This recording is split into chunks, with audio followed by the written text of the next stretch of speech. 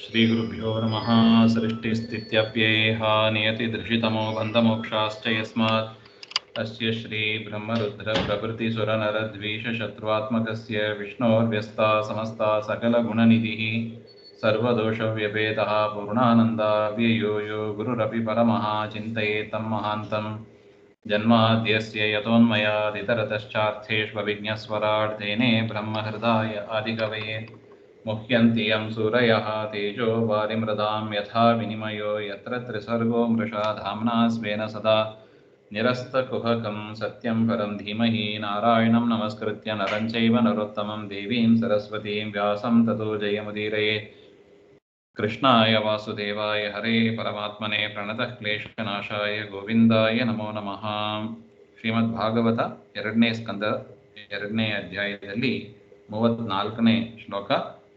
ವಿಜ್ಞಾನ ತತ್ವಂ ಗುಣಸನ್ನಿರೋಧಂ ತೇನಾತ್ಮನಾತ್ಮಾನಮುಪೈತಿ ಶಾಂತಿಂ ಆನಂದಮಾನಂದಮಯೋವಸಾನೆ ಸರ್ವಾತ್ಮಕೆ ಬ್ರಹ್ಮಣಿ ವಾಸುದೇವೇ.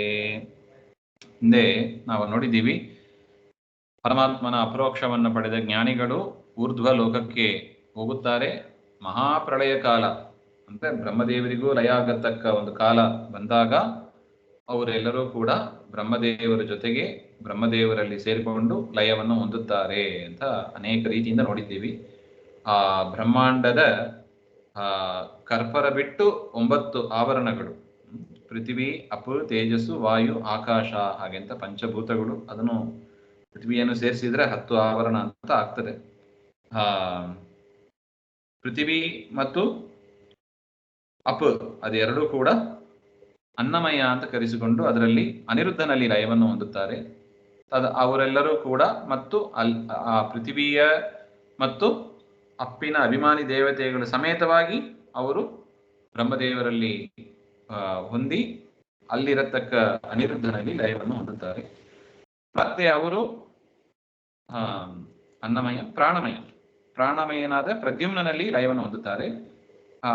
ಯಾರ ಜೊತೆಗೆ ಹಾಗೆಂದ್ರೆ ಪೃಥ್ವಿ ಅಪ್ಪ ಆಯಿತು. ತೇಜೋ ವಾಯು ಆಕಾಶ, ತೇಜಸ್ಸು ವಾಯು ಆಕಾಶ, ಆ ದೇವತೆಗಳ ನೋಡಿ, ದೇವತೆಗಳ ರೂಪ ಬ್ರಹ್ಮಾಂಡದ ಒಳಗೂ ಇದೆ, ಬ್ರಹ್ಮಾಂಡದ ಹೊರಗೂ ಇದೆ. ಬ್ರಹ್ಮಾಂಡದ ಒಳಗೆ ಪ್ರಳಯ ಆಗಿ ಸಂಕರ್ಷಣ ರೂಪಿ ಪರಮಾತ್ಮನಿಂದ ಎಲ್ಲವೂ ಸುಟ್ಟು ಬೂದಿಯಾಗಿದೆ. ಇನ್ನು ಬ್ರಹ್ಮಾಂಡದ ಹೊರಗಿರುವ ದೇವತೆಗಳಲ್ಲಿ ಆ ಲಯ ಕ್ರಮವನ್ನ ಹೇಳ್ತಾ ಇದ್ದಾರೆ.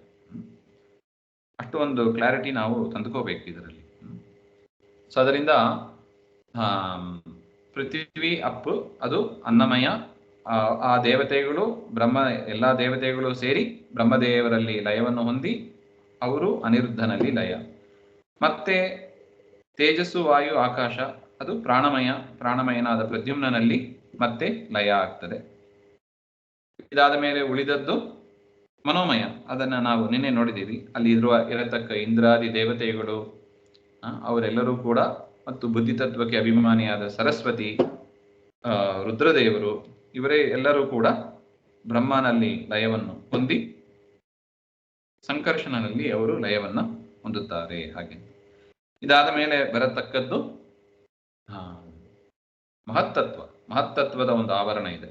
ಮಹತ್ತತ್ವದ ಆವರಣ, ಅದಕ್ಕೆ ಅಭಿಮಾನಿಯಾಗಿ ಸ್ವತಃ ಚತುರ್ಮುಖ ಬ್ರಹ್ಮದೇವರೇ ಇದ್ದಾರೆ. ಸೊ ಈ ದೇವತೆಗಳೆಲ್ಲ ಅಲ್ಲಿ ಹೋಗಿ ಲಯವನ್ನು ಹೊಂದಿ ಬ್ರಹ್ಮದೇವರು ತಮ್ಮಲ್ಲಿ ಇರುವ ಲಯವನ್ನು ಹೊಂದಿ ಅವರು ವಾಸುದೇವನಲ್ಲಿ, ಪರಮಾತ್ಮನಿಗೆ ವಿಜ್ಞಾನ ಅಂತ ಹೆಸರು, ಅಲ್ಲಿ ಇರತಕ್ಕ ಪರಮಾತ್ಮ ತನ್ನ ರೂಪದ ಜೊತೆಗೆ ಲಯವನ್ನು ಹೊಂದುತ್ತಾನೆ.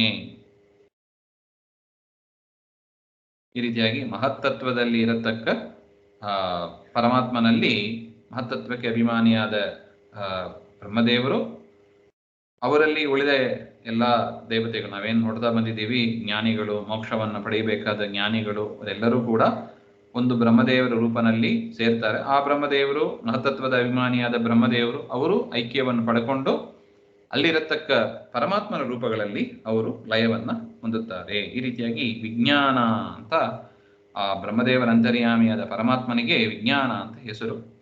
ಅವರಲ್ಲಿ ಲಯವನ್ನು ಪಡೆಯುತ್ತಾರೆ. ಅದಾದ ಮೇಲೆ ಚಿತ್ ಪ್ರಕೃತಿ ಎನ್ನತಕ್ಕ ರಮಾದೇವಿ, ಬ್ರಹ್ಮದೇವರ ಅಂದ್ರೆ ಮಹತ್ತತ್ವದ ಲಯ ಆದ ಮೇಲೆ ಅದರ ಮೇಲೆ ಇರತಕ್ಕದ್ದು ಪ್ರಕೃತಿಯ 3 ಆವರಣ ಇನ್ನು ಉಳಿದಿದೆ. ಸತ್ವ ಗುಣದ ಆವರಣ, ರಜೋಗುಣದ ಆವರಣ, ತಮೋಗುಣದ ಆವರಣ ಅಂತ ನಾವು ನೋಡ್ತೀವಿ. ಅದಕ್ಕೆ ಅಭಿಮಾನಿಯಾದವರು ಅಂದ್ರೆ ಲಕ್ಷ್ಮೀದೇವಿ. ಈ ರೀತಿಯಾಗಿ ವಿಜ್ಞಾನ ತತ್ವದಲ್ಲಿ ಲಯವನ್ನು ಹೊಂದಿದ ದೇವತೆಗಳು ಮತ್ತು ಬ್ರಹ್ಮದೇವರು ಮತ್ತು ಪರಮಾತ್ಮನ ರೂಪ ಚಿತ್ ಪ್ರಕೃತಿಯಾದ ಆ 3 ಆವರಣ ಸತ್ವಗುಣ, ರಜೋಗುಣ, ತಮೋಗುಣದಲ್ಲಿ ಇರತಕ್ಕ ಅಲ್ಲಿ ಆನಂದ ನಾಮಕ ಪರಮಾತ್ಮ, ಲಕ್ಷ್ಮಿ ಜೊತೆಗೆ ಇರತಕ್ಕ ಪರಮಾತ್ಮನ ರೂಪ ಆನಂದ. ಹಾಗೆ ಅಂತ ಆ ಆನಂದ ರೂಪಿಯಾದ ಅವನನ್ನೇ ವಾಸುದೇವ ಅಂತನೂ ಕರೀತಾರೆ. ಆ ವಾಸುದೇವನಲ್ಲಿ ಅವರು ಲಯವನ್ನು ಹೊಂದುತ್ತಾರೆ. ಈ ರೀತಿಯಾಗಿ ಪ್ರಳಯ ಕಾಲದಲ್ಲಿ ಎಲ್ಲಾ ಜ್ಞಾನಿಗಳು ಕೂಡ ಲಯವನ್ನು ಹೊಂದುತ್ತಾರೆ. ಎಲ್ಲಾ ದೇವತೆಗಳು ಇಂದ್ರನ ದೇವರಲ್ಲಿ ಲಯ, ಇಂದ್ರದೇವರು ಗರುಡಾದಿ ದೇವತೆಗಳಲ್ಲಿ, ಗರುಡಾದಿ ದೇವತೆಗಳು ಬ್ರಹ್ಮದೇವರಲ್ಲಿ, ಬ್ರಹ್ಮದೇವರು ಎಲ್ಲರನ್ನು ಕರೆದುಕೊಂಡು ಬ್ರಹ್ಮಾಂಡದ ಹೊರಗಿನ ಆವರಣದಲ್ಲಿ ಇರತಕ್ಕ ದೇವತೆಗಳನ್ನ ಕರೆದುಕೊಂಡು ಅವರನ್ನು ಲಯ ಮಾಡಿಸಿಕೊಂಡು ಅನಿರುದ್ಧ, ಪ್ರದ್ಯುಮ್ನ, ಸಂಕರ್ಷಣ, ಕೊನೆಗೆ ವಾಸುದೇವನಲ್ಲಿ ಅವರು ಲಯವನ್ನು ಹೊಂದುತ್ತಾರೆ. ಹಾಗೆ ಈ ರೀತಿಯಾಗಿ ಅವರು ವಾಸುದೇವನಲ್ಲಿ ಸೇರಿ ಮತ್ತೆ ಅವರು ಸೃಷ್ಟಿಗೆ ಬರೋದೇ ಇಲ್ಲವಂತೆ. ವಾಸುದೇವನಲ್ಲಿ ಲಯವನ್ನ ಹೊಂದಿದ ಜೀವನ್ಮುಕ್ತರು ಅಂದ್ರೆ ಜೀವರು, ಅವರು ಬ್ರಹ್ಮದೇವರ ಜೊತೆಗೆ ಹೋಗಿರ್ತಾರೆ. ಬ್ರಹ್ಮದೇವರಿಗೂ ಮೋಕ್ಷ, ಅವರ ಜೊತೆಗೆ ಕೆಲವರು ಮಾತ್ರ ಇರೋದಿಲ್ಲ. ವಾಯು, ಭಾರತಿ, ಅವರು ರುದ್ರದೇವರು, ಪಾರ್ವತಿಯರು ಅವರೆಲ್ಲ ಮತ್ತೆ ಭೂಮಿಗೆ ಬರ್ತಾರೆ. ಅವರು ಲಕ್ಷ್ಮಿಯಲ್ಲಿ ಲಯವಾಗಿ ಅಷ್ಟೇ ನಿಂತಿರ್ತಾರೆ, ದುರ್ಗಾದೇವಿಯಲ್ಲಿ ಲಯ ಆಗಿ ಅಷ್ಟೇ ಇರ್ತಾರೆ ಅವರು. ಉಳಿದವರೆಲ್ಲ ವಾಸುದೇವನಲ್ಲಿ ಲಯವನ್ನ, ಯಾರ್ಯಾರು ವಾಸುದೇವನಲ್ಲಿ ಲಯವನ್ನ ಪಡೆದಿದ್ದರೋ ಅವರು ಮಾತ್ರ ಮತ್ತೆ ಭೂಮಿಗೆ ಸಂಸಾರಕ್ಕೆ ಬರೋದೇ ಇಲ್ಲ. ಅಷ್ಟೇ, ಇದು ಮುಗೀತು, ಲಾಸ್ಟ್ ಅವರು.